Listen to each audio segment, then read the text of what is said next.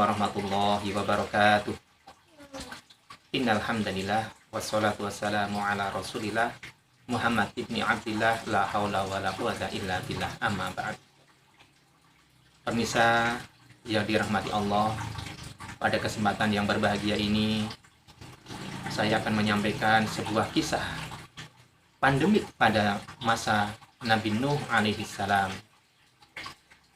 Nabi Nuh yang memiliki nama asli Abdul Ghaffar, beliau tinggal di sebuah wilayah yang dilalui oleh dua sungai besar, yaitu Sungai Efrat dan Sungai Tigris. Pada mulanya, kehidupan Nabi Nuh dan umatnya merupakan kehidupan yang tentram, damai, bahagia, sejahtera, hanya beribadah kepada Allah semata. Namun, karena kemegahan dunia, sehingga membuat mereka lalai dari mengingat kepada Allah. Dan bahkan umat Nabi Nuh termasuk umat yang pertama membuat dan minum minuman keras. Umat yang pertama melakukan perbuatan judi. Umat pertama yang menggunakan perhiasan emas bagi laki-laki. Padahal perhiasan emas bagi laki-laki pada saat itu dilarang oleh Allah Subhanallah Ta'ala. Bahkan yang lebih parah daripada itu, umat Nabi Nuh menyembah kepada berhala yang mereka letakkan, yang mereka buat, mereka sembah sendiri, yang mereka letakkan di pinggiran Sungai Tigris. Hadirin pemirsa yang dirahmati Allah, umat Nabi Nuh kemudian datang menemui Nabi Nuh, meminta tolong atas musibah, yaitu berupa kekeringan yang menyebabkan semua ternak mati, tanam-tanaman kering, bahkan wanita mandul. Namun apa yang dilakukan oleh umatnya ketika Nabi Nuh memberikan nasihat kepada mereka agar bertaubat, agar beristighfar? Bukannya mereka bertaubat, beristighfar, namun justru malah semakin mencaci maki, semakin menjauh kepada Allah, dan semakin menjauh pula kepada Nabi Nuh. Kisah ini diabadikan di dalam Quran surat Nuh ayat 10 sampai dengan 12. Akhirnya Nabi Nuh berdoa yang diabadikan di dalam Quran surat Nuh ayat 26 dan 27. Yang singkat ceritanya, Allah kemudian menyuruh kepada Nabi Nuh untuk membuat bahtera. Namun apa komentar para umat Nabi Nuh? Nabi Nuh dikatakan gila karena di atas gunung masa membuat bahtera. Bagaimana pergi ke lautnya? Bagaimana membawa ke lautnya? Dan lain sebagainya. Dan yang parah daripada itu, umat Nabi Nuh melakukan BAB dan BAK di dalam kapal sampai penuh.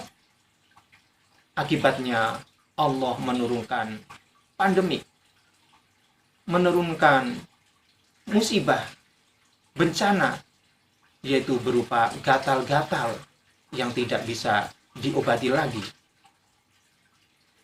Pada suatu hari, ada seorang yang datang naik ke kapal Nabi Nuh yang memiliki tujuan sama, yaitu akan melakukan BAB dan BAK. Namun apa boleh lacur? Dia jatuh tersungkur. Qadarullah, bukan gatalnya parah, bukan gatalnya malah semakin parah, namun justru gatalnya menjadi sembuh. Mendengar berita ini, umat Nabi Nuh kemudian berbondong-bondong, berebut untuk masuk ke kapal, mengambil kotoran yang sudah mereka taruh di kapalnya Nabi Nuh, sampai bersih kembali, tak tersisa sedikit pun.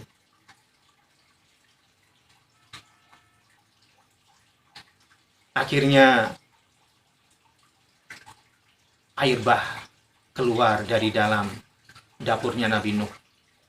Nabi Nuh menyuruh kepada pengikutnya yang beriman, yang berjumlah 80 orang, untuk naik ke atas kapal dan membawa semua dengan berpasang-pasangan. Air semakin besar, keluar mata air di mana-mana. Kemudian Nabi Nuh naik ke kapal. Dan anehnya, di dalam kapal itu ada seekor binatang yang kepala manusia. Maka Nabi Nuh kemudian mengeluarkan binatang itu. Namun binatang itu tidak mau keluar. Dan ternyata binatang itu adalah iblis laknatullah. Kemudian iblis mengatakan, saya akan keluar kalau saya sudah memberikan 5 nasihat kepada Tuhan. Namun saya akan memberikan 3 nasihat saja. Maka kemudian malaikat Jibril membisikkan kepada Nabi Nuh, wahai Nuh, kamu ambil yang 2 saja, karena yang 2 itu yang kamu butuhkan, dan yang 3 itu tidak kamu butuhkan. Maka Nabi Nuh menyampaikan itu kepada iblis. Wahai iblis, aku mau 2 nasihat saja. Maka kemudian iblis memberikan 2 nasihat. Yang pertama, janganlah kamu sombong. Karena iblis dikeluarkan dari surga karena kesombongannya. Yang kedua, janganlah kamu tamak. Karena Adam dan Hawa itu dikeluarkan dari surga karena ketamakannya, yaitu memakan buah khuldi.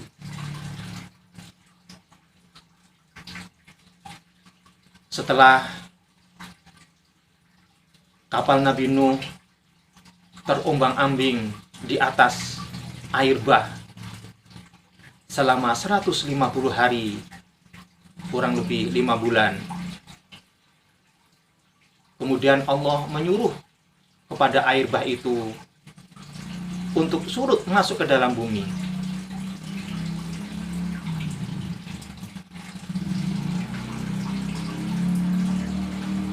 Namun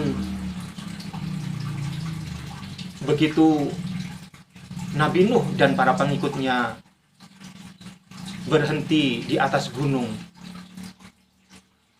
kemudian wabah datang lagi, yaitu semua pengikutnya umat Nabi Nuh meninggal dunia karena wabah, kecuali Nabi Nuh dan 3 anaknya serta menantunya.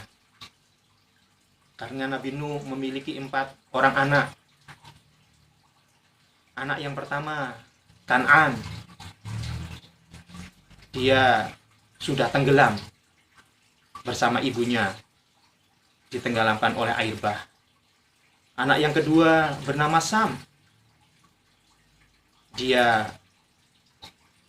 menyebar, yaitu ke Timur Tengah, yang menjadi nenek moyangnya orang-orang Arab.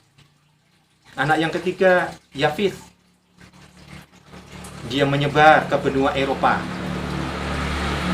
yang menjadi nenek moyangnya bangsa Romawi. Yang keempat, Ham. Dia menyebar, yaitu ke benua Afrika, yang menjadi nenek moyangnya orang-orang Habsyi atau orang-orang Persia. Hadirin pemirsa yang dirahmati Allah, demikianlah apa yang dapat saya sampaikan. Mudah-mudahan yang sedikit ini ada manfaatnya. Kurang lebih mohon maaf yang sebesar-besarnya. Terima kasih. Wassalamualaikum warahmatullahi wabarakatuh.